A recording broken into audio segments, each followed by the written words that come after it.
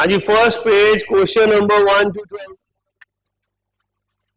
Online वाले एक minute Himanshi, सभी ऑनलाइन वाले चैट में लिख दें, ज्यादा आसान होता है। मैं क्वेश्चन नंबर देखकर एक्सप्लेन कर दूंगा, आपको कोई कंसेप्चुअली द्वारा पूछना होगा तो आप पूछ लीजिए। हाँ जी, आप में से कोई क्वेश्चन नंबर 1 to 12?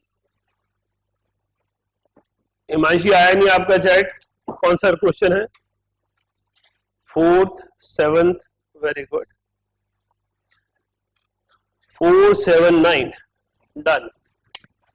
मैं क्वेश्चन नंबर 4 7 9 डिस्कस करने जा रहा हूं, जिसको भी कोई और कंफ्यूजन हो वो साथ साथ पूछ ले।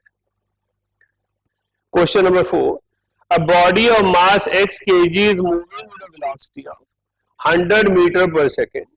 de Broglie wavelength is given as x is. x जो है वो क्या चीज है? That is the mass. So हमने क्वेश्चन को यूज, हमने डायरेक्ट फॉर्मूला लगाया, lambda equals to H upon M B.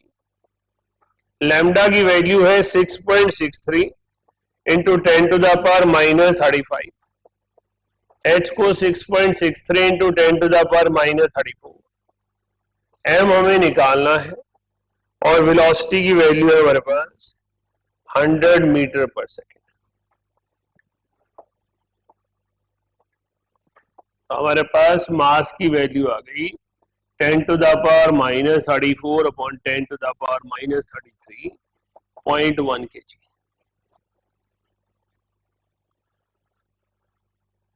Question number 7।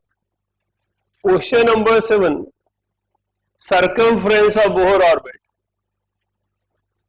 circumference of first orbit of hydrogen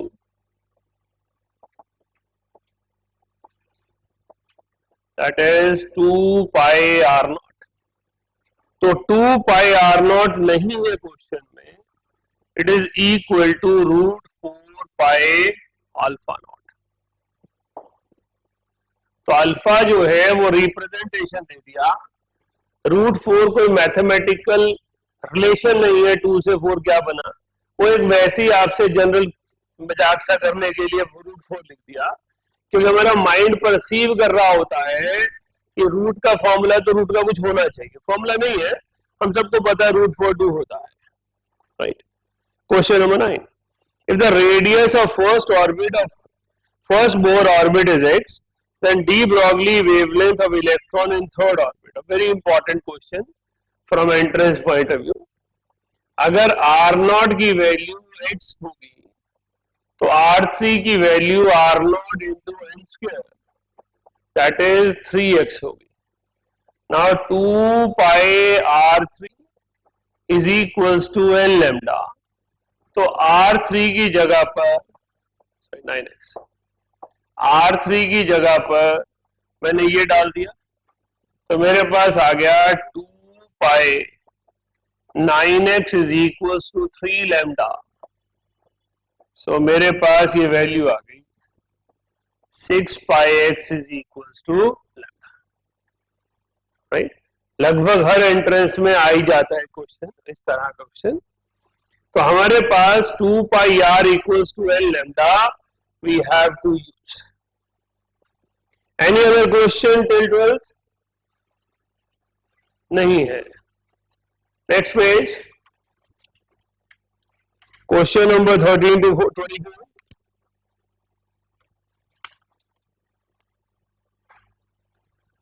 13 and 16 आप लोगों को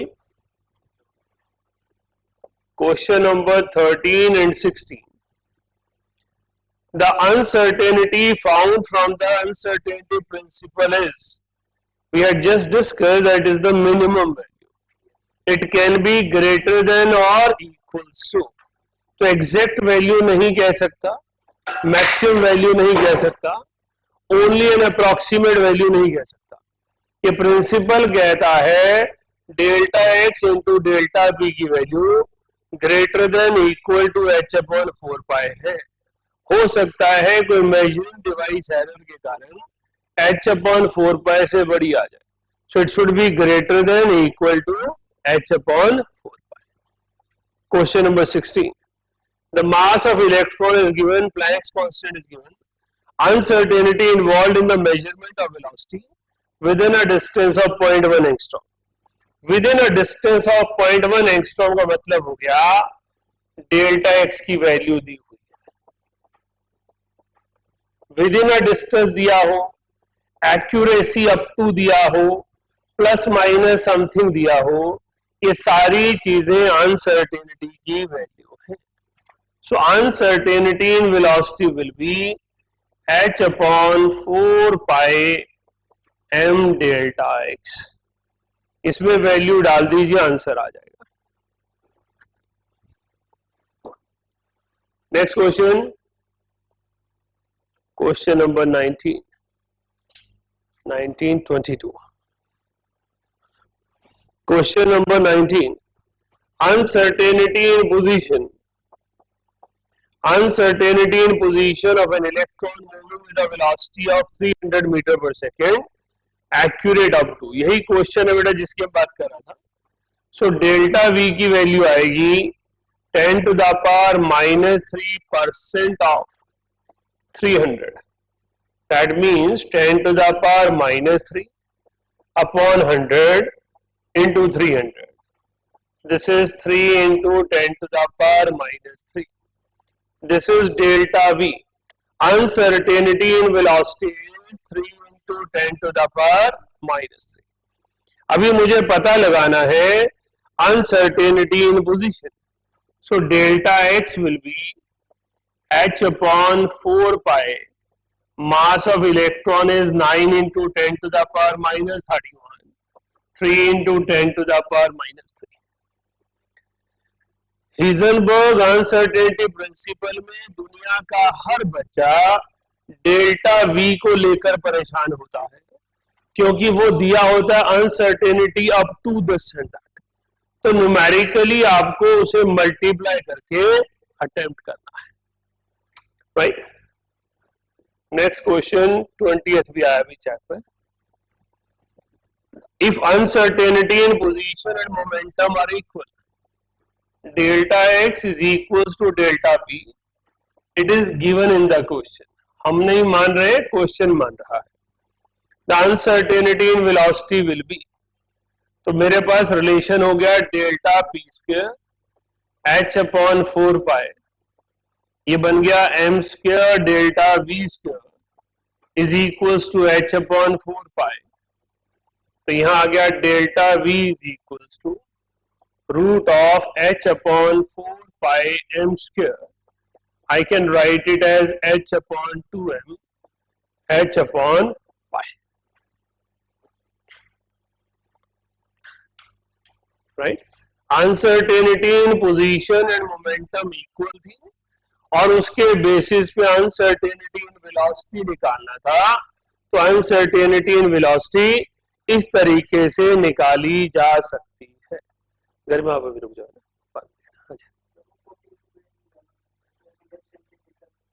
100 सेंटीमीटर पर सेकेंड जो है वो उसकी वेलोसिटी है.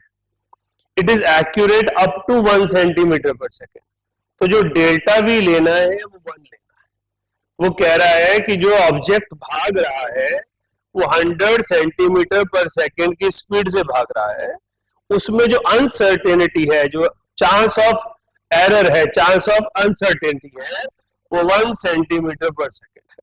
तो हमें डेल्टा वी को 100 नहीं लेना है, वी 100 है. तो delta we 1 centimetre per second है. राइट.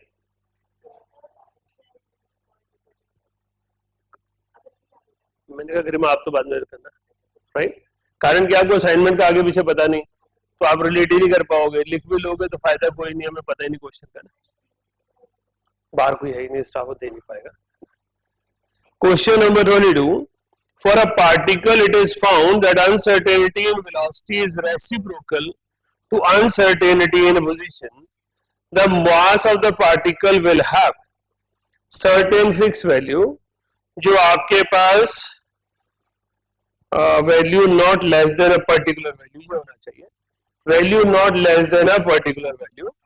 क्योंकि जब हम बात करते हैं अनसर्टेनिटी की, इसने कहा question number 22 delta v is reciprocal of delta x, तो मेरे पास है delta x into m delta v greater than equal to H upon 4 pi. तो मेरे पास ये दोनों वैल्यूज कट गई, तो m will be greater than equal to h upon 4 पाई।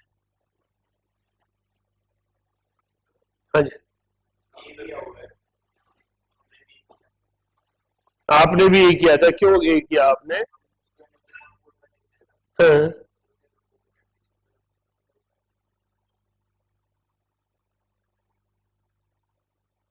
नहीं, पर हिजनबर्ग अनसर्टेनिटी प्रिंसिपल कहता है delta x delta m delta v greater than equal to H upon 4।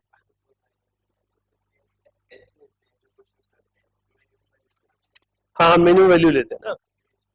नहीं, क्वेश्चन में लिखा value not less than a particular value, अगर ये ना होता तो हम कहते fixed value which is H upon 4 pi. Mass वैसे फिक्स ही होता है, mass does not means a variable thing, but क्योंकि वो एज्यूम कर रहा है कि एक ऐसा स्पेस है जहां पर ये बैलेंस हो जाए, तो वहां पर हम ये कहेंगे कि इसकी एक सर्टेन फिक्स वैल्यू आएगी, पर वो फिक्स वैल्यू जो होगी वो एच अपॉन 4 पाई से कम नहीं होगी।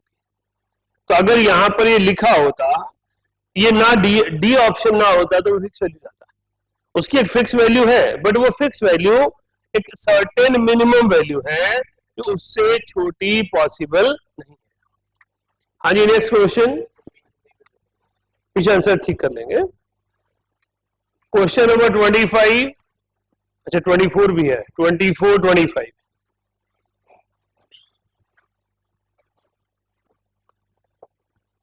बेटा question number 24, uncertainty principle is applied to an object of mass 1 milligram 10 to the power minus 3 gram or 10 to the power minus 6 kilograms.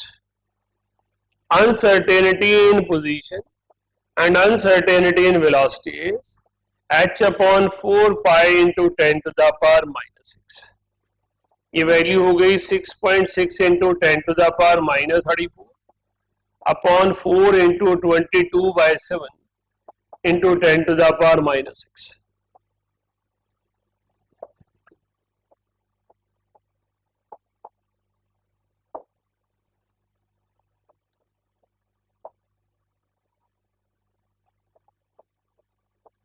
बेटा ये वैल्यू जो है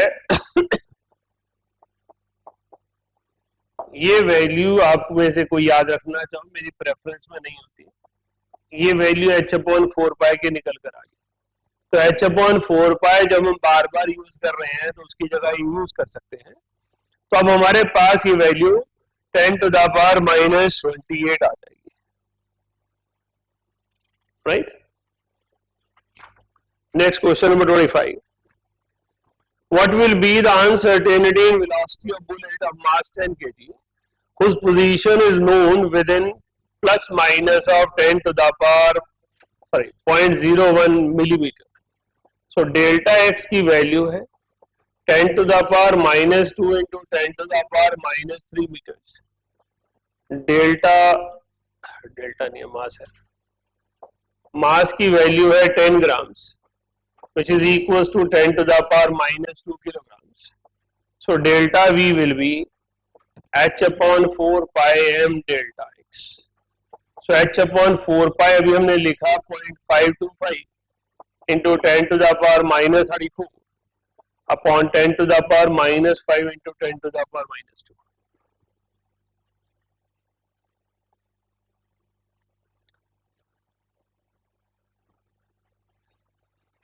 हाँ जी, क्लियर है।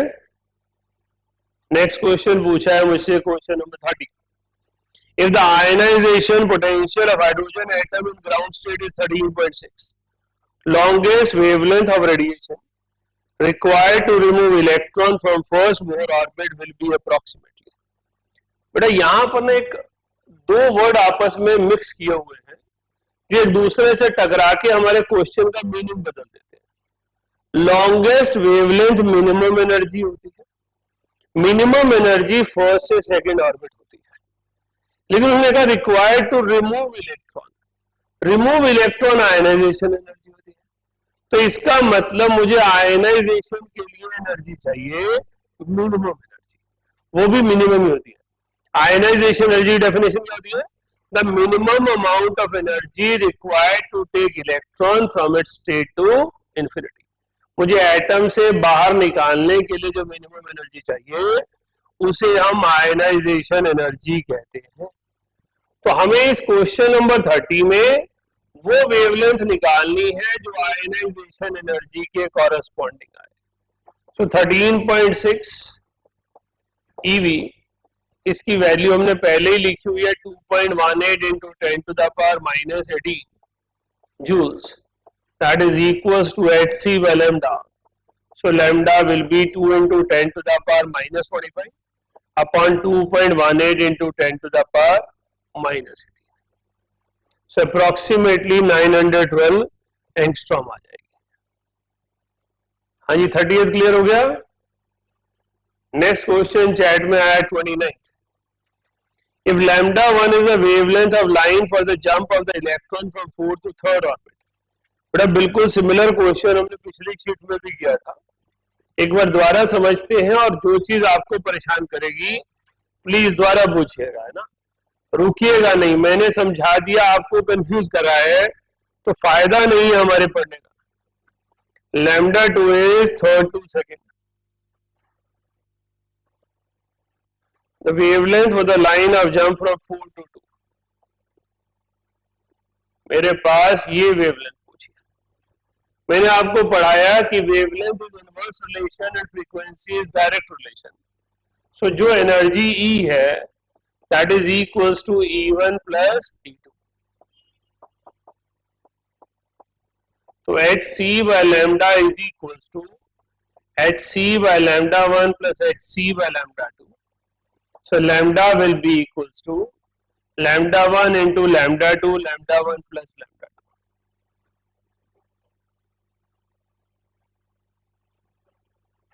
ये रिवर्स में चला रहे हो मुझे? पहले 30 आया, फिर 29 आया, फिर 28 आया। कोई आगे आगे चलाएगा, इकट्ठे लिख दो। 28 total number of lines produce in the spectrum will be. अब कुछ दिया तो है नहीं, तो ऊपर क्वेश्चन से लेना पड़ेगा पैसे से। Electron in the sample of hydrogen atom absorbs energy and jumps to the 4th orbit. 4th orbit में चला गया और अब उसने ग्राउंड स्टेट में आना है। हमने फॉर्मूला किया था कि total lines will be n into n minus 1 by 2 if electron jumps from nth level to first shell ground level. So here it is 4 into 4 minus 1 by 2, that is 6.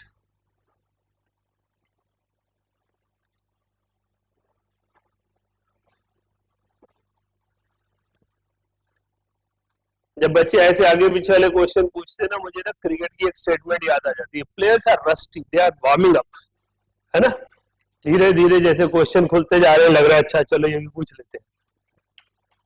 Next question, last page, question number 33 to 39। There is one question, Kusha ने पूछा 36th। If uncertainty in measurement of position and momentum of an electron are equal, then uncertainty in measurement of velocity is। बड़ा same question है, बस यहाँ numerically पूछ लिया है। Delta x equals to delta p है, तो अभी हमने फॉर्मूला डिराइव किया था, delta v will be 1/2m root of h upon pi. इसको सॉल्व करना है हमें, है ना। तो हमारे पास इसकी वैल्यू की जगह हम इसे क्या करते हैं, 1/m root of h upon 4 pi लिख लेते हैं। h अपॉन 4 पाई फायदा ये है कि हमने अभी इसकी वैल्यू लिखी थी, तो हमारे पास रूट वैल्यू हो गई 0.525 into 10 to the power minus 34। तो ये वैल्यू आ गई approximate 7 72 0.72 into 10 to the power minus 34 upon 9 into 10 to the power minus 31, something like this. मैंने अप्रोक्सीमेट करके निकाला.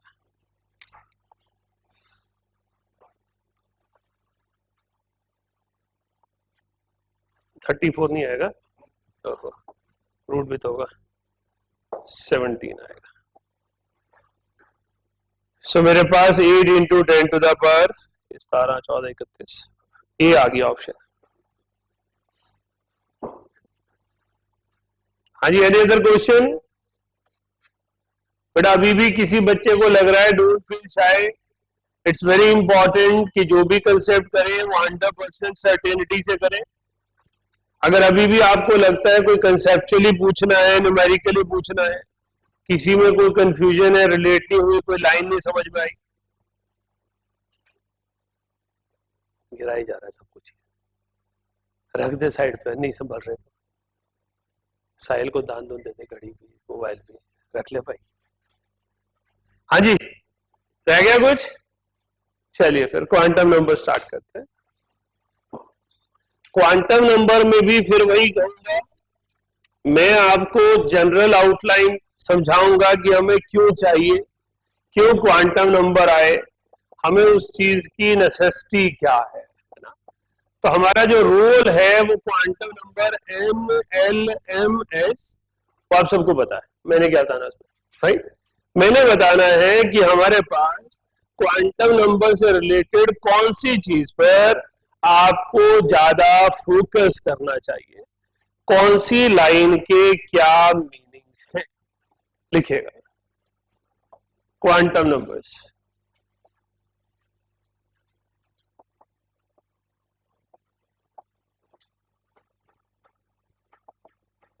It is a set of 4 numbers. It is a set of 4 numbers which are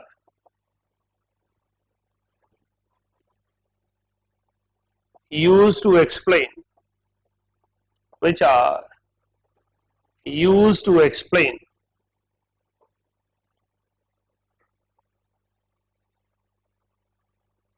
address of electron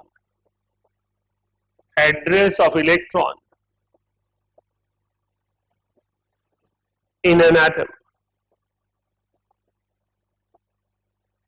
एक atom में electron के address को पता लगाने के लिए जिस पर्टिकुलर चीज की हमें नीड है उसे हम क्वांटम नंबर कहते हैं. आगे लिखें. First three quantum numbers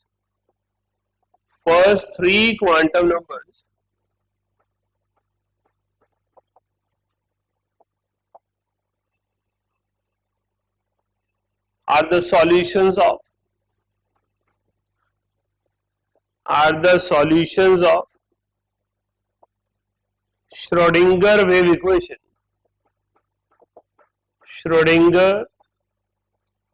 wave equation.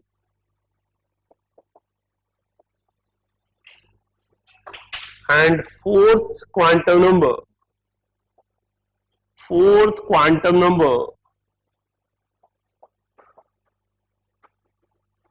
was developed independently.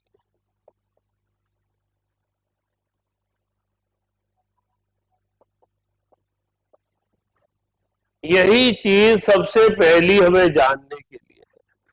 तो जो हम principal quantum number, azimuthal quantum number, magnetic quantum number में लिखते हैं कि इसकी कौन सी वैल्यूज परमिटेड है, कौन सी वैल्यूज परमिटेड नहीं है, वो श्रोडिंगर इक्वेशन का सॉल्यूशन है. श्रोडिंगर इक्वेशन के न्यूमेरिकल से रिलेटेड या उससे डायरेक्ट इक्वेशन से कोई क्वेश्चन नहीं आता. Once it has been asked in JEE Advanced, rest no other exam has a question on Schrödinger wave equation as a direct solution. उसमें भी क्या होता है, वो जानता है एग्जामिनर कि बच्चा इक्वेशन को देख के डरता है, क्योंकि श्रोडिंगर इक्वेशन है ही डरावनी. सेकंड डेरिवेटिव की फॉर्म में और वेव फंक्शन साई की फॉर्म में लिखी हुई है। तो लिख इक्वेशन देते हैं, बट उसका मीनिंग जो आता है, जो आंसर आता है, वो उन स्टेटमेंट्स में से आता है जो मैं अभी लिखूंगा। आपको कुछ और सोचना ही नहीं होता, आप उन पे अगर ध्यान दोगे तो कभी कंफ्यूजन हो ही नहीं सकती, चाहे वो एडवांस का क्वेश्चन। एडवांस में जो क्वेश्चन डाला गया जेई में, 3 कॉलम में, सेकंड कॉलम में श्रोडिंगर इक्वेशन के सॉल्यूशन डाल दिए और फर्स्ट सेकंड थर्ड को मैच करके एक ऑप्शन बनानी थी। एक ही ऑप्शन बन रही थी जो फर्स्ट और थर्ड से मैच करके बन रही थी। जो बच्चे श्रोडिंगर से डरते हैं वो सेकंड वाले का आंसर ढूंढ रहे थे। ऑप्शन फर्स्ट और थर्ड से बननी थी, सेकंड से बननी नहीं थी, right. So it is very important to understand कि क्वांटम नंबर की जो फर्स्ट 3 की आप वैल्यूज लिखते हैं कि प्रिंसिपल क्वांटम नंबर में ये हो सकता और ये नहीं हो सकता, एजीमुथल में ये हो सकता और ये नहीं हो सकता, मैग्नेटिक में ये हो सकता और ये नहीं हो सकता।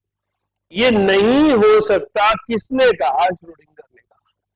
जैसे ओल्ड क्लासिकल मॉडल में बोहर की कंट्रीब्यूशन है, वैसे वेव मैकेनिकल मॉडल में श्रोडिंगर की कंट्रीब्यूशन है।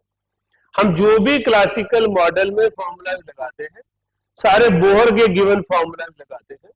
उसी तरह जो भी आज मॉडर्न टाइम में एटम की पिक्चर बनाई जाती है, एटम के बारे में सोचा जाता है, वो श्रोडिंगर वेव इक्वेशन के आउटकम की फॉर्म में, क्वांटम नंबर की फॉर्म में सोचा जाता है, राइट। लिखिए आगे।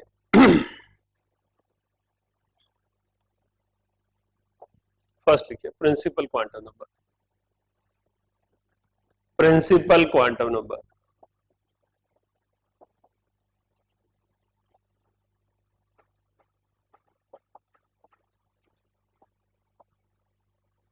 बेटा हमारे पास क्लासिकल मॉडल ऑफ एटम में कंट्रीब्यूटर है थॉमसन, रदरफोर्ड, प्लैंक, आइंस्टाइन और बोहर। वेव मैकेनिकल मॉडल में कंट्रीब्यूटर है डी ब्रॉगली, हिसेनबर्ग और श्रोडिंगर। डी ब्रॉगली ने कहा इलेक्ट्रॉन जब ऐसी शेल्स में होगा जो क्वांटाइज्ड हो, जहां n की वैल्यू होल नंबर आए, वहां पे वेव और पार्टिकल दोनों नेचर मैच हो जाएगी, ड्यूअलिटी विल बी मेंटेन। हिसेनबर्ग ने कहा इलेक्ट्रॉन को प्रिसाइज पाथ मत दीजिए, उसे स्पेस दीजिए। तो हमने ऑर्बिट नाम को चेंज करके शेल कर दिया। शेल स्फेरिकल हो गया, 3D हो गया, ऑर्बिट 2D पाथ था। अभी ऑर्बिट और शेल को वाइसे वर्सा यूज कर लिया जाता है, क्योंकि जो n की वैल्यू बोहर ने यूज की क्वांटाइज्ड, वही डी ब्रॉगली ने यूज की और वही श्रोडिंगर ने यूज की। बस उन्होंने उसका नाम बदल दिया कि आप अब उसको 2D पाथ नहीं कहेंगे, 3D स्पेस कहेंगे। तो प्रिंसिपल क्वांटम नंबर उसी शेल नंबर की पहचान है। देखिए it represents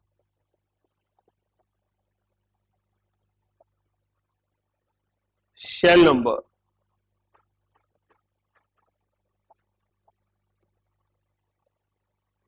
it cannot have fractional values.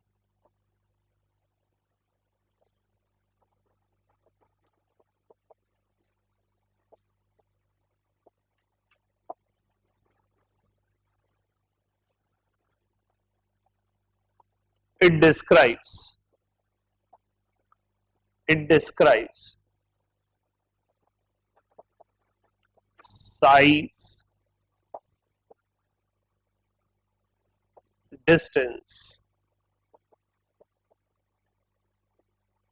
and energy of orbital.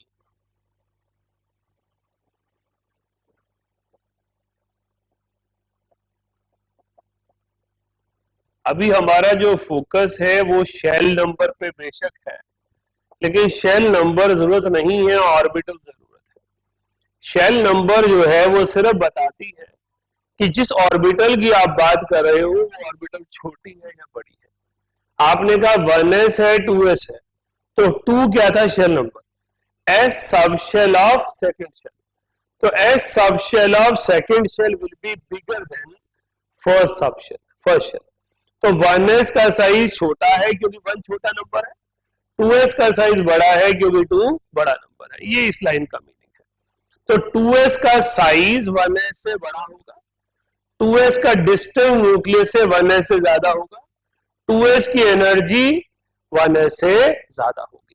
तो जो n की वैल्यू है वो साइज, डिस्टेंस और एनर्जी को कैलकुलेट करने के काम आता है।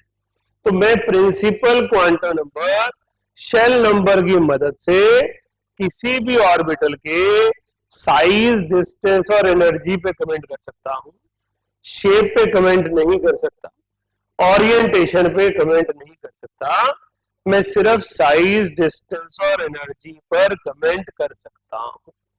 ठीक है आगे।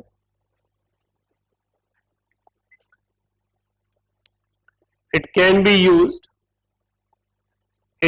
be used to calculate number of subshells, orbitals and electrons in a shell। हम इसको यूज करते हैं किसी भी शेल में कितने सब शेल होंगे, कितने ऑर्बिटल होंगे और कितने इलेक्ट्रॉन्स होंगे। हमने कहा अगर n की वैल्यू 1 है तो उसमें सब शेल 1 होगा, उसमें ऑर्बिटल 1 होगी और उसमें इलेक्ट्रॉन 2 होंगे। जब हम सब शेल की बात करते हैं तो सब shells will also be n quantity. जब हम ऑर्बिटल्स की बात करते हैं ऑर्बिटल्स आर एन स्क्वायर, और जब हम इलेक्ट्रॉन्स की बात करते हैं इलेक्ट्रॉन्स आर 2n स्क्वायर। तो एक शेल में कितने सब शेल हैं, कितने ऑर्बिटल हैं, कितने इलेक्ट्रॉन हैं, वो प्रिंसिपल क्वांटम नंबर से पता चल सकता है। ये n यहां भी है और n यहां भी है, फर्क क्या है? एक आइडेंटिटी है, एक क्वांटिटी है। 1 मतलब फर्स्ट शेल, सेकंड मतलब सेकंड शेल, थर्ड मतलब थर्ड शेल। क्वांटिटी का मतलब फर्स्ट शेल हैज 1 सब शेल, सेकंड शेल हैज 2 सब शेल्स, थर्ड शेल हैज 3 सब शेल। थर्ड और 3 का मैथमेटिकल डिफरेंस समझना है। Third is indication, 3 is quantity. जब हम इसे पिक्चराइज करने की कोशिश करें, अपने दिमाग को समझाने की कोशिश करें, तो बिल्डिंग्स के नंबर है। आपने कॉल साइड से बिल्डिंग का नंबर लिखा, first building, second building, third building. ये कह रहा है फर्स्ट बिल्डिंग में एक ही फ्लोर होगा, एक ही सब लेवल होगा। सेकंड बिल्डिंग में 2 फ्लोर होंगे, ग्राउंड और फर्स्ट। थर्ड बिल्डिंग में 3 फ्लोर होंगे, ग्राउंड, फर्स्ट और सेकंड। फोर्थ बिल्डिंग में 4 फ्लोर होंगे, ground, first, second and third. So मेरे पास एक क्वांटिटी है और एक आइडेंटिटी है, इसलिए मैंने यहां पर नंबर लिखा है, यहां अपना वर्ड्स लिखे हैं। तो जब मैं n की वैल्यू 2 लिखता हूं, जब मैं n की वैल्यू 2 लिखता हूं तो उसमें 2 सब शेल्स हो जाते हैं s एंड p, उसमें 4 ऑर्बिटल्स हो जाती हैं और उसमें 8 इलेक्ट्रॉन्स हो जाते हैं। जब मैं 3 लिखता हूं n इक्वल्स टू 3 तो उसमें 3 सब शेल्स हो जाते हैं s, p एंड d, उसमें 9 ऑर्बिटल्स हो जाती हैं और 18 इलेक्ट्रॉन्स आ जाते हैं। जब मैं n इक्वल्स टू 4 लिखता हूं तो उसमें 4 सब शेल्स आ जाते हैं s, p, d and f, उसमें मेरे पास 16 जो है 16 ऑर्बिटल्स आ जाती हैं और 32 इलेक्ट्रॉन्स आ जाते हैं। समझ रहे हैं मेरी बात को? Very very important.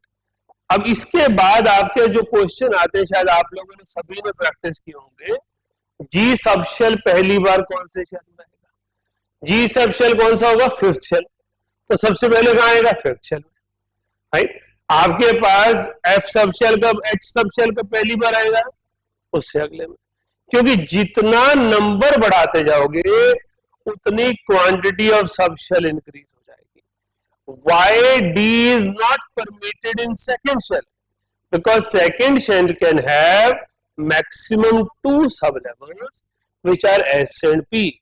So D does not exist. क्योंकि आपने सब पढ़ रखा है तो आपको यहां मैं एक और रेफरेंस देता हूं.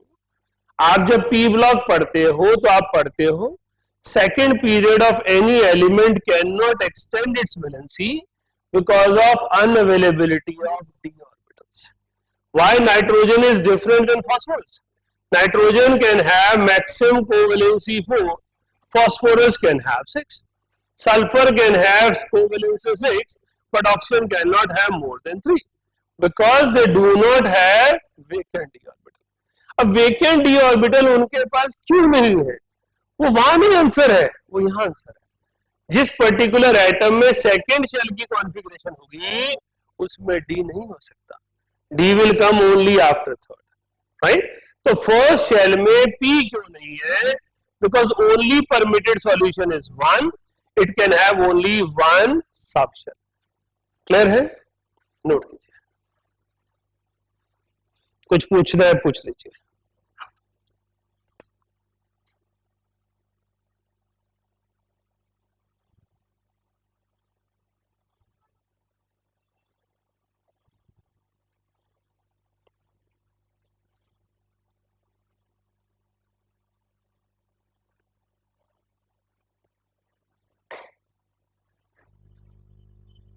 हाँ जी दीपांशी पूछना है कुछ?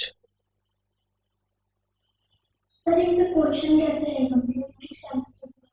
बेटा इनके ऊपर क्वेश्चन आएगा how many sub levels are there in the third shell, how many orbitals are possible in the fourth shell, how many orbitals are possible in the fifth shell.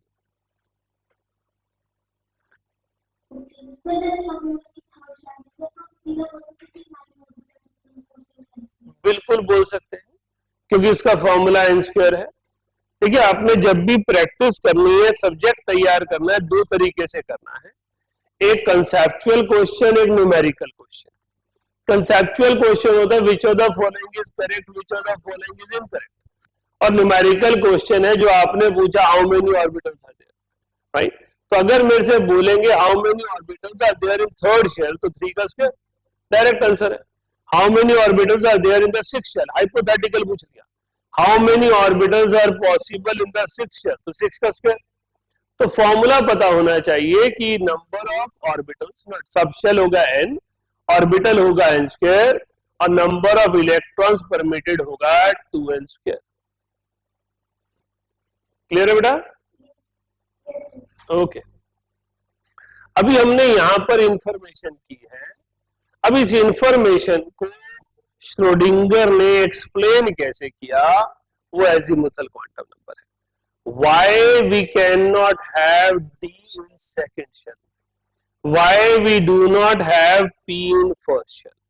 उसकी एक्सप्लेनेशन जो है वो एजीमुथल क्वांटम नंबर में आती है. तो मेरे पास formula क्या है? वो प्रिंसिपल क्वांटम नंबर में है. कितनी ऑर्बिटल्स आएंगी वो प्रिंसिपल क्वांटम नंबर में है. लेकिन ऐसा क्यों आएगा? वो एजीमुथल क्वांटम नंबर में है. ठीक है? Azimuthal quantum number.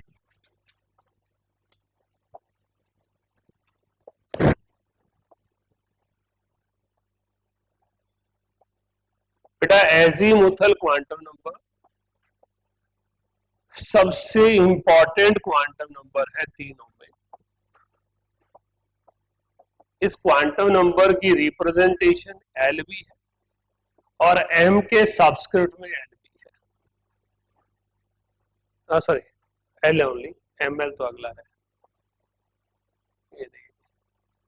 So here we have, इसके नाम है सेकेंडरी क्वांटम नंबर, इसके नाम है सब्सिडरी क्वांटम नंबर, इसके नाम है एंगुलर क्वांटम नंबर. इन चारों नाम से एक ही क्वांटम नंबर जाना जाता है जिसकी रिप्रेजेंटेशन स्मॉल एल है. राइट? क्लियर है? साहिल, जब हम छोटे विलेज एरिया से बड़ी सिटीज की तरफ जाते हैं, कहीं भी जा रहे हैं, घूमने जा रहे हैं, चाहे हमारा अपना विलेज और सिटी है, तो रोड्स में क्या स्पेशलिटी दिखाई देती है? डिवाइड हो जाते हैं। Very good. जैसे हम एक विलेज में जाते हैं, पूरा विलेज एक गांव के लेफ्ट राइट में बसा होता है, राइट? पूरे विलेज का मतलब है गांव लेफ्ट और राइट में रोड के होगा। आपको किसी से पूछना नहीं है, उसी साइड पे होंगे, कोई अगले वाले घर में होगा, कोई पिछले वाले में होगा। लेकिन जैसे जैसे हम बड़ी सिटीज में जाते हैं, डिवीजन शुरू हो जाती है, गली नंबर शुरू हो जाते हैं। जैसे जैसे और बड़ी सिटीज में जाते हैं, ओवर ब्रिज चाहिए, ट्रैफिक बहुत ज्यादा हो गया है, राइट? हमें ओवर ब्रिजेस चाहिए, सबवेज चाहिए, in order to regulate traffic. यही चीज एल में श्रोडिंगर लेकर आए। श्रोडिंगर कहते हैं जब फर्स्ट शेल है जहां पर दो ही इलेक्ट्रॉन है, वो गांव के समान है, जहां पर किसी और चीज की जरूरत ही नहीं है, सारे वहीं मिल बांट के खा लेंगे। लेकिन जैसे जैसे आप इलेक्ट्रॉन का नंबर बढ़ाएंगे, शेल नंबर बढ़ाएंगे, एक इलेक्ट्रॉन एक जगह पर होना चाहिए और दूसरा इलेक्ट्रॉन उस जगह पर नहीं होना चाहिए, अदरवाइज पार्टिकल और वेव नेचर रेगुलेट कैसे होगी? हम भी रोड जब निकालते, एम क्या होता है? जिसने एक साइड पे जाना है वो नीचे वाले से चला जाए, जिसने दूसरी साइड पे जाना है ऊपर वाले चला जाए। नीचे से जाने वाले के लिए ऊपर से जाना है जायज नहीं है, उसके लिए प्रोहिबिटेड है। इसीलिए श्रोडिंगर ने कहा मल्टी इलेक्ट्रॉन स्पीशीज में कुछ ऐसी जगह चाहिए जहां पर एक इलेक्ट्रॉन को परमिशन हो तो दूसरे को ना हो। उसको उन्होंने नाम दिया नोड्स, और नोड को रिप्रेजेंट किया एल से। तो जो आप एल की वैल्यू लिखते हैं वो वैल्यू ऑफ नोडल प्लेन होती है, एंगुलर नोड होती है, जो एक डिफाइंड शेप देती है हमें, जो एक ऑर्बिटल की शेप को डिफाइन करती है। तो आपके पास नोडल प्लेन की नीड कब है? जब मल्टी इलेक्ट्रॉन हो। तो कौन से शेल को नोडल प्लेन नहीं चाहिए? फर्स्ट शेल को। इसलिए एल की वैल्यू 0। उसके बाद मुझे एल की वैल्यू चाहिए 1 2 3 4। जितनी बड़ी सिटी में जाऊंगा, दिल्ली में जाऊंगा, एक ही रोड के ऊपर 5 रोड जा रहे होंगे, राइट? और बड़ी सिटीज में जाता हूं, मेट्रो में जाता हूं, जापान में जाता हूं, तो वहां पर ओवर ब्रिजेस, अंडरपास, फ्लाईओवर सब एक ही जगह से निकल रहे हैं, बिकॉज ट्रैफिक उतना है, लोगों को उतना रेगुलेट करना है। So number of nodal planes keep on increasing as we move in the next shells. तो हमारे पास एल की वैल्यू नोडल प्लेन बताती है, एंगुलर नोड बताती है, जहां पर एक पर्टिकुलर ऑर्बिटल में, जहां पर एक पर्टिकुलर इलेक्ट्रॉन को प्रोहिबिट किया गया और दूसरे को अलाउ किया गया। ये तो सिमिली थी। अभी वापस डी ब्रॉगली पर आए। डी ब्रॉगली कहते हैं all microscopic objects maintain their wave nature and particle nature. Correct? Wave nature का मतलब है डिफ्यूज चार्ज, सारे में फैला हुआ है। Wave can not be certain.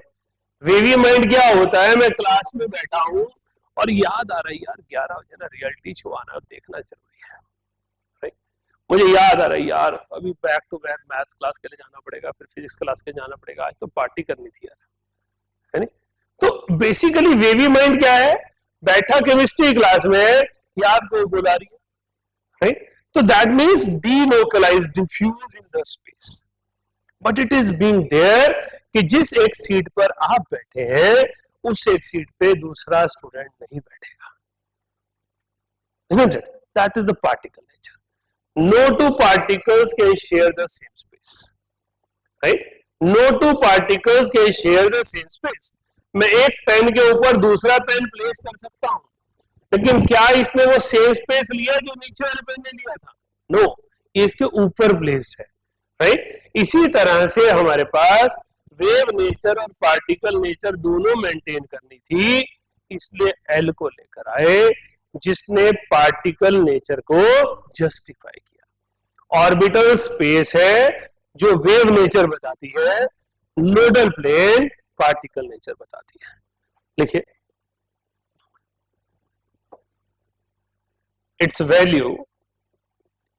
its values represent angular nodes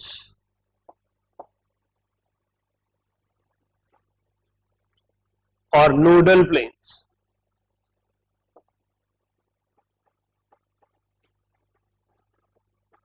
Node is a point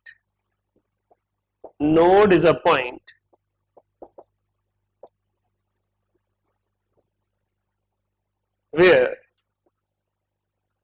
a wave does not exist. Wave does not exist.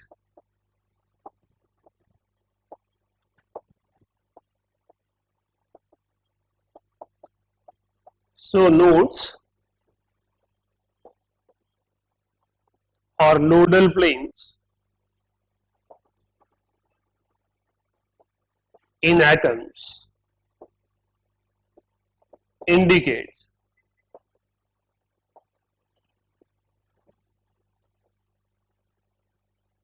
the point or space where probability of finding electron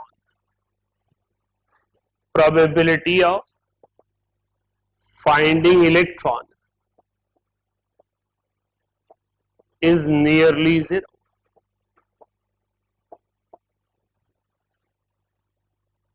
Right? ये node का concept कहां से आया? Wave से आया, है ना।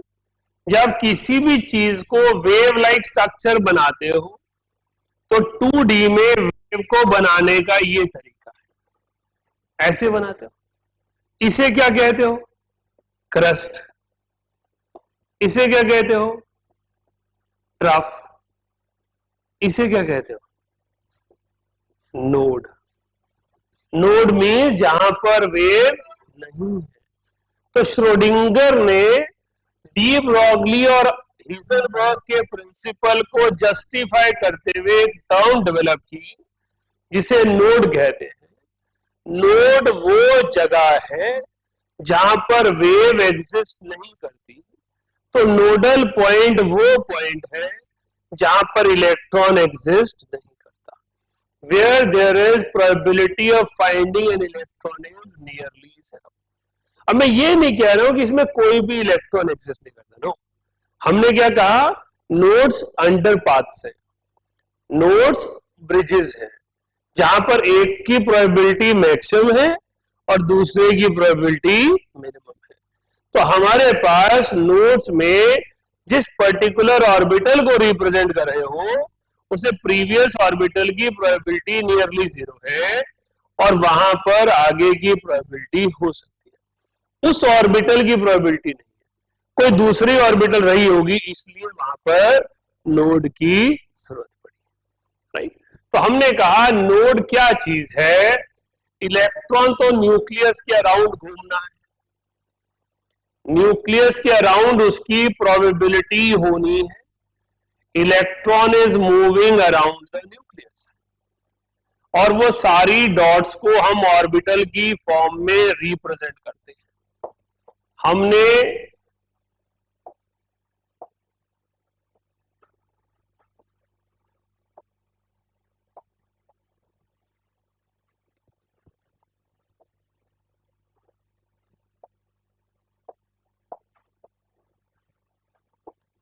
ये ऑर्बिटल्स बना दी।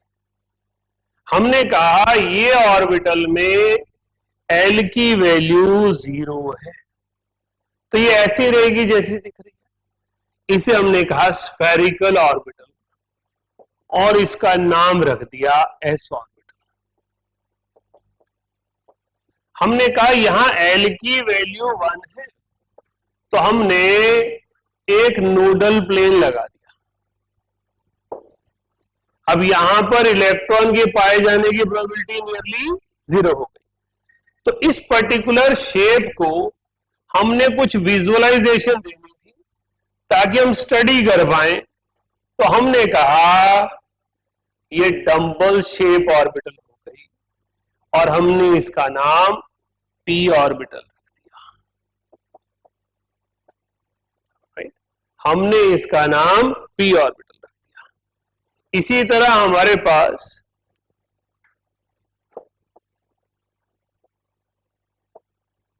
हमने यहां पर दो नोडल प्लेन लगाए।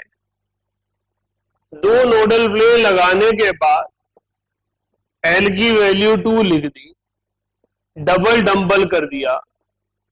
डबल डंबल को हमने डी सब शेल कह दिया, डी ऑर्बिटल कह दिया। हमारे पास इसी तरह से तीन मैक्सिमम पॉसिबिलिटीज हैं।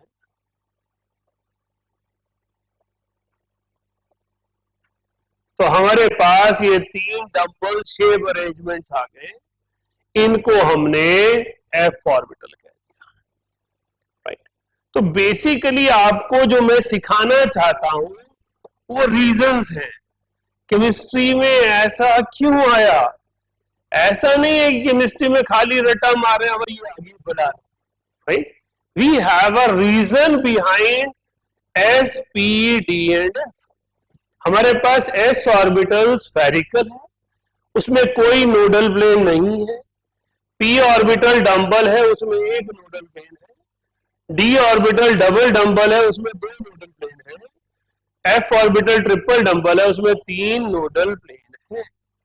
इलेक्ट्रॉन की क्राउडिंग डिसाइड करेगी नोडल प्लेन आएगा या नहीं आएगा। अब एस ऑर्बिटल न्यूक्लियस के सबसे नजदीक है, कोई नोडल प्लेन नहीं।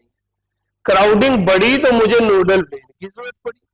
तो पी डी एंड एफ, अभी तक एटॉमिक नंबर जब तक 120 नहीं पहुंच जाता तब तक हमें जी की जरूरत नहीं है, तब तक हमें एफ के बियॉन्ड देखने की जरूरत नहीं है।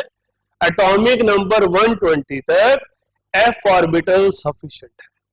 यही कारण है कई बार बच्चा सोच रहा होता है मेरे को 4 शेल पढ़ाते हो, पीरियोडिक टेबल तो 7 शेल का पढ़ाते हो, लेकिन मेरे पास इलेक्ट्रॉन फीलिंग में जब तक मैं एटॉमिक नंबर 120 तक नहीं पहुंच जाता मुझे किसी और शेल को एक्सप्लोर करने की जरूरत नहीं है।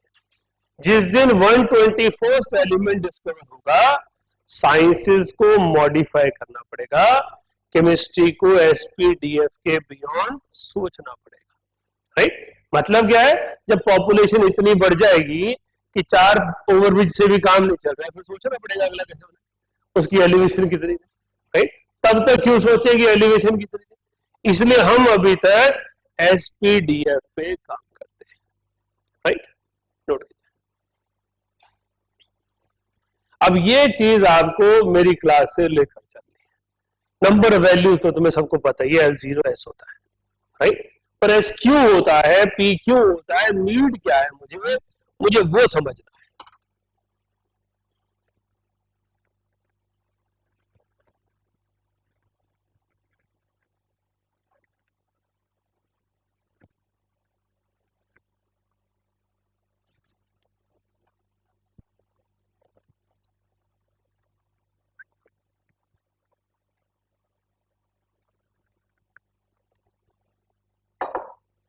ड्राइंग जरूरी नहीं है कि साफ सुथरे बनाओ, कैसे बना लो, कंसेप्ट समझ में आना चाहिए कि मैं नोडल प्लेन किसको बना रहा हूं। We are not running drawing classes कि ड्राइंग के नंबर में।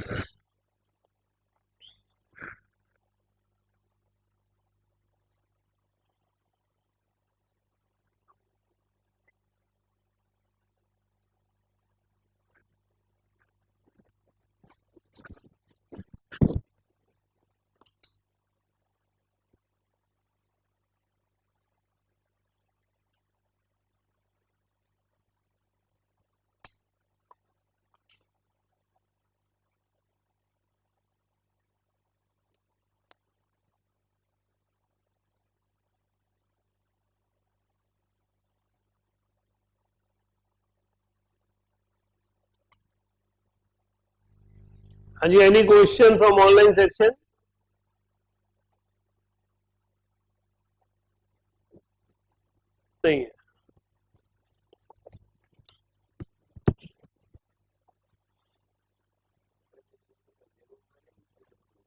टेस्ट अभी होगा वेडनेसडे थर्सडे में?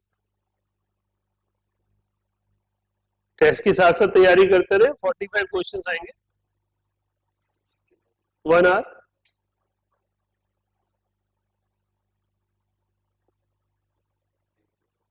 बिल्कुल होगी जी negative marking, 1/4, 4 + 1 minus.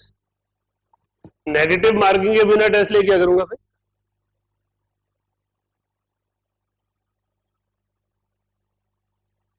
Most probably test Wednesday को रखेंगे, सुबह आधे घंटे का डाउट सेशन रखेंगे और उसके बाद टेस्ट रखेंगे। 9:30 to 10 डाउट सेशन रखेंगे, 10 to 11 आपका टेस्ट रखेंगे। ऑनलाइन नहीं होगा वो सारा, ऑफलाइन नहीं होगा।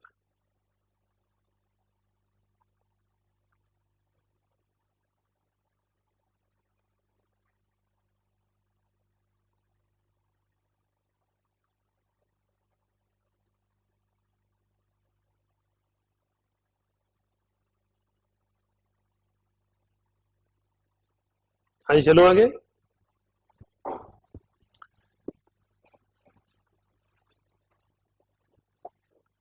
बड़ा हमारे पास श्रोडिंगर कहते हैं L can have any values from 0 to n minus 1. L can never be equals to n और L can never be greater than n। यही चीज है जो कहती है D सब शेल क्यों नहीं है। L की वैल्यू किसी भी शेल में 0 से n माइनस 1 तक जाती है।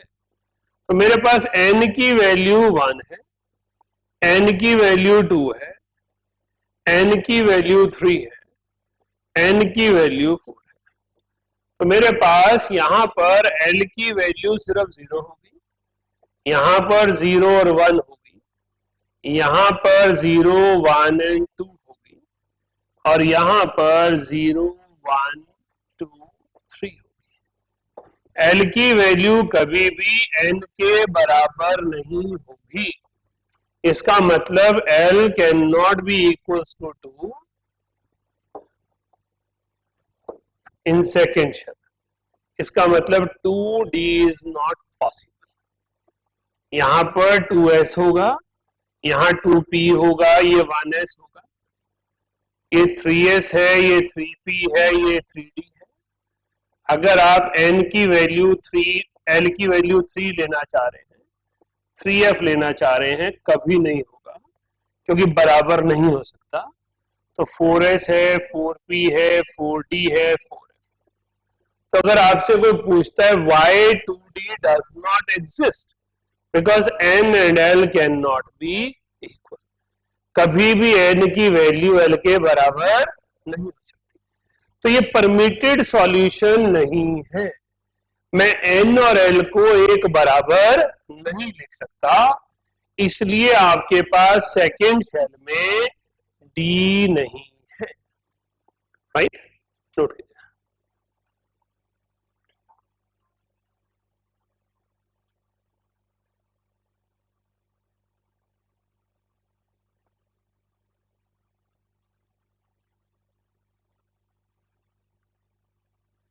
ये चीजें सिर्फ क्वेश्चन नहीं है, ये आपके माइंड में केमिस्ट्री को लेकर जो कंफ्यूजन होती हैं वो भी रिमूव करती है। राइट, आप बच्चे सोचते हैं पी ब्लॉक पढ़ते हुए कि हमें रटना पड़ेगा, अच्छा इसमें 2D, इसमें D नहीं है। वो रटना नहीं है, एटॉमिक स्ट्रक्चर में समझा है हमने, N और L की वैल्यूज बराबर नहीं हो सकती, इसलिए सेकेंड शेल में D नहीं हो सकता। पीरियोडिक सीक्वेंस में चलेंगे, एटॉमिक पीरियोडिक बॉन्डिंग, सबसे पहले 3 चैप्टर सीक्वेंस में जाएंगे, क्योंकि तीनों इकट्ठे केमिस्ट्री को डेवलप करते हैं। मैं केमिस्ट्री की रीजनिंग इन तीनों के बिना कैसे सिखाऊंगा। उसके बाद लेंगे मोल, स्केलेटन सिस्टम, फिर लेंगे thermo and equilibrium, soul and nervous system. फिर केमिस्ट्री जिंदा हो गई, हम जो मर्जी कर जाओ।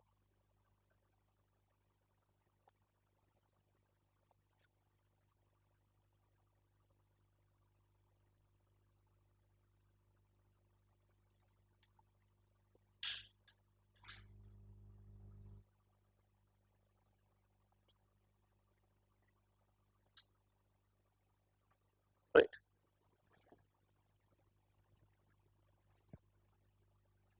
अब नोडल प्लेन बनाकर हमने क्या किया, शेप बनाई, इसका मतलब शेप ऑफ ऑर्बिटल कौन बताएगा, एजिमुथल क्वांटम नंबर, राइट। देखिए this quantum number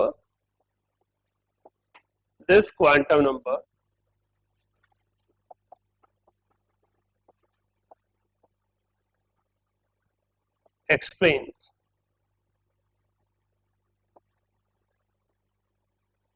shape of orbital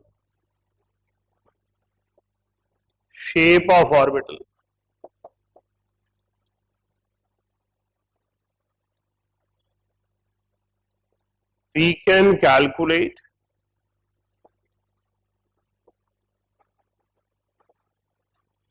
number of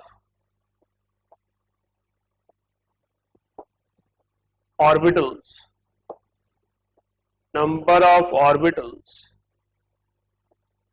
and number of electrons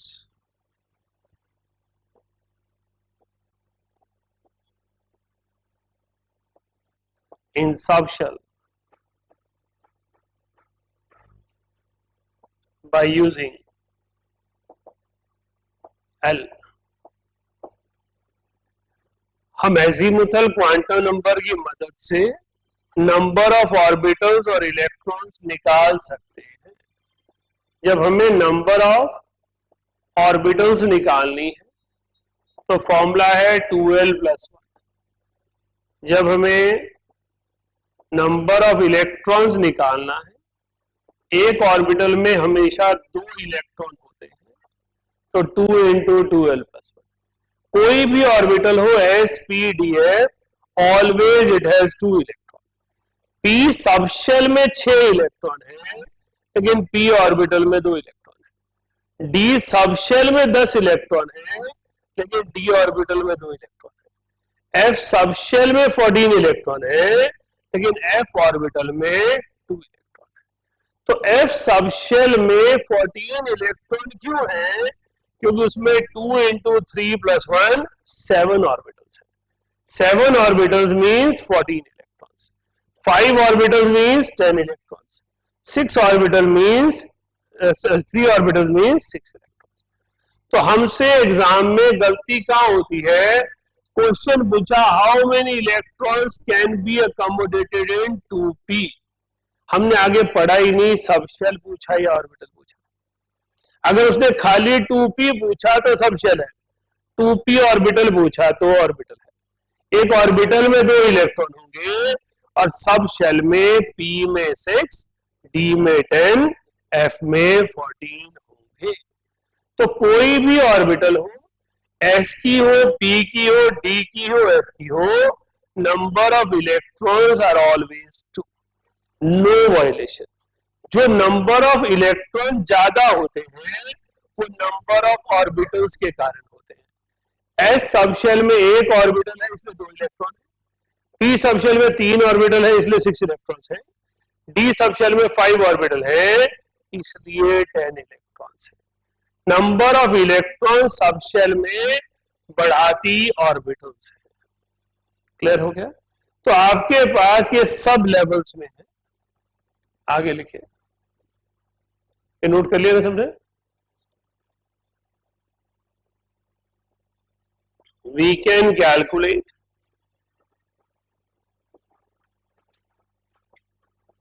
number of radial nodes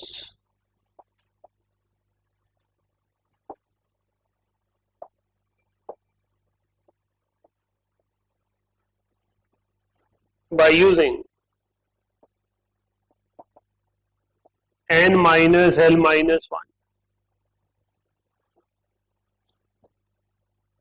and orbital angular momentum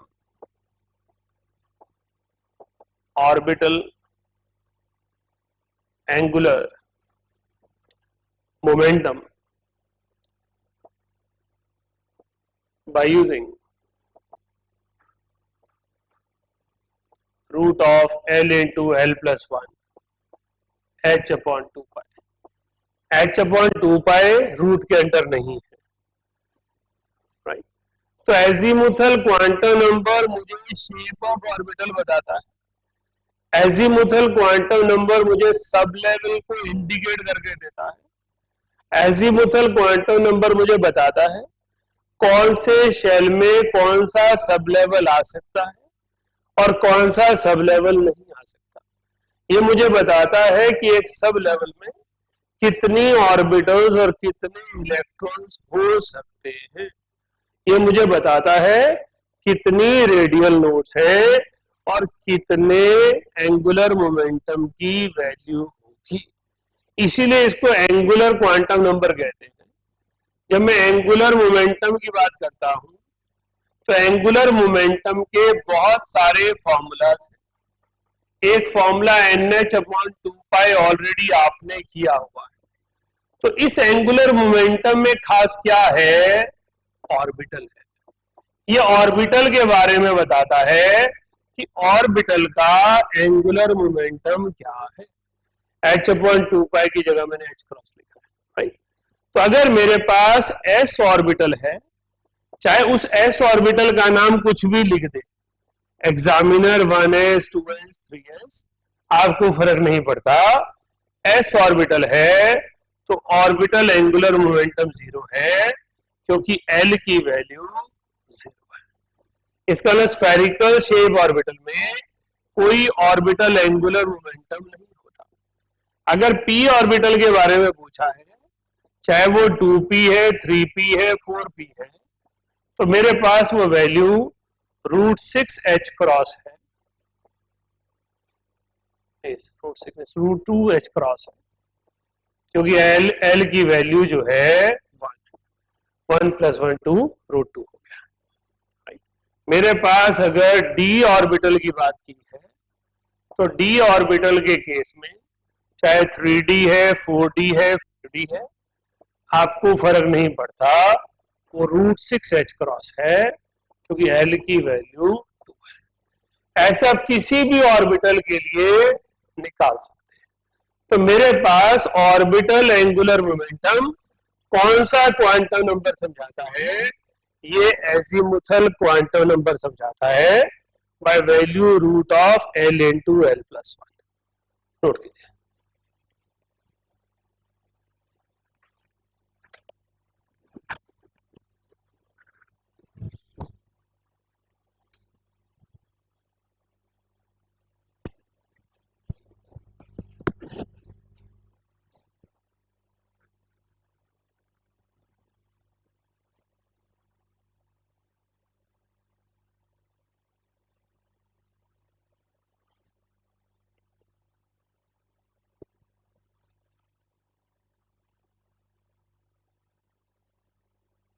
radial node पता है क्या होती है, किस काम आती है? वो तो अभी लिखा है n-l-1 फॉर्मूले तक ही करना है। हाँ ठीक है, आंसर पूछेंगे तो उसी से आएगा।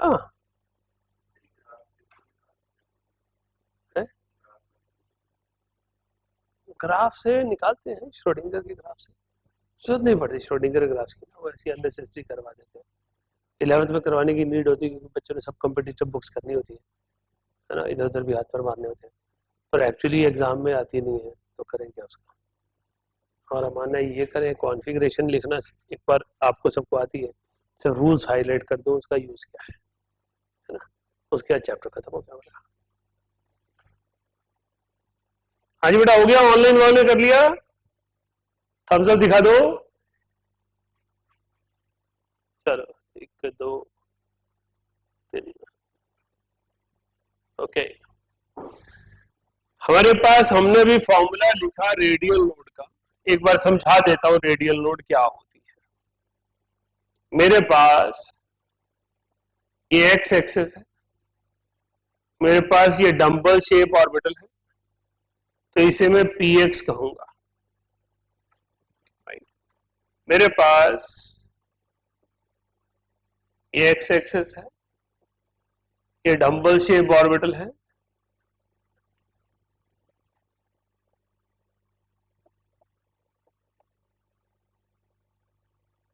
मैं इसे px कहूंगा।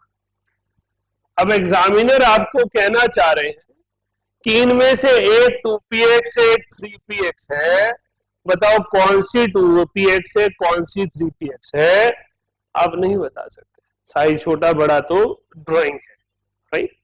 तो हमारे पास रेडियल नोड समझाती है इसे। रेडियल नोड का फॉर्मूला है n माइनस l माइनस 1।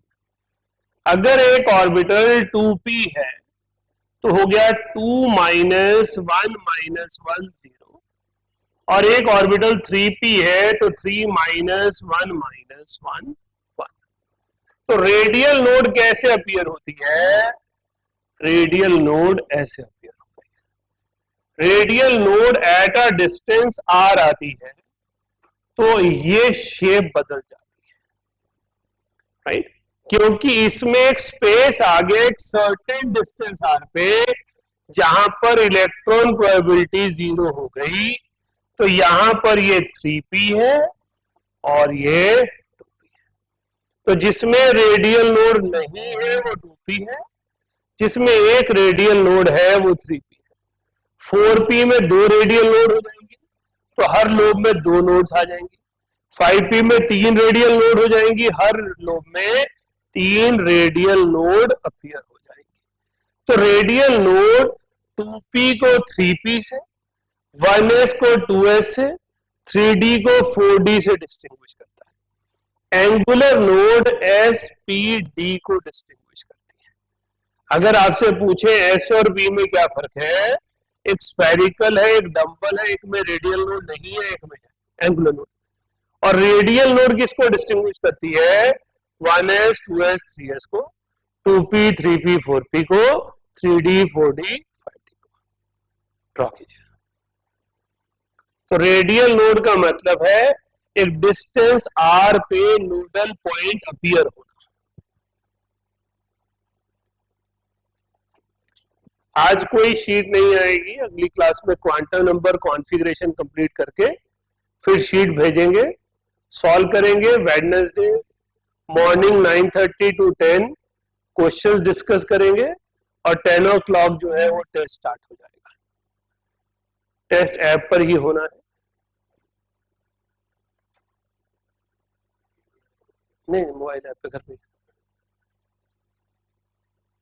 ये मान के कि तुम सब ईमानदारी से दोगे।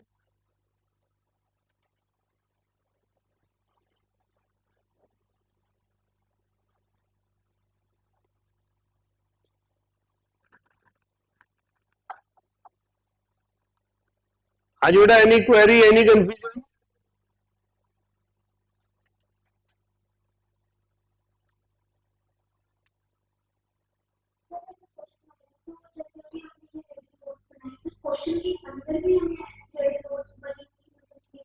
मिल सकती है बेटा।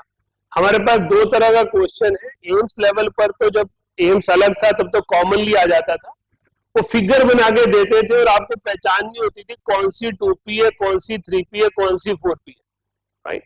तो फिगर बना के दी है तो रेडियल नोड के जरिए आप डिस्टिंग्विश कर पाओगे कि 3p कौन सा है, 4p कौन सा है,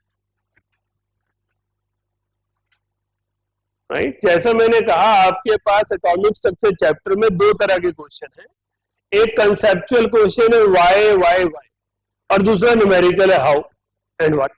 तो आपके पास क्वेश्चन आ गया how many nodal planes are there और how many angular nodes are there, how many radial nodes are there. तो आंसर है 1 2 3 4 5।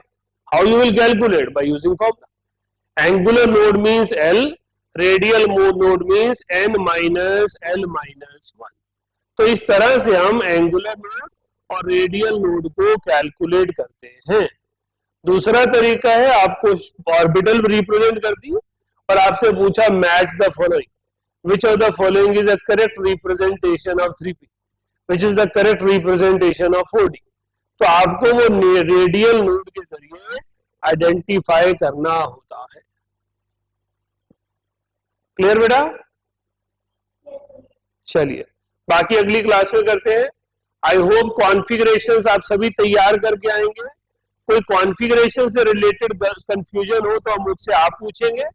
मैं आपको अगली क्लास में magnetic quantum number, spin quantum number और इलेक्ट्रॉन फिलिंग रूल, पॉली, ऑब्बो और हंट्स के बारे में डिस्कस करूंगा। उनमें कौन से पॉइंट को ध्यान रखना होता है वो डिस्कस करेंगे।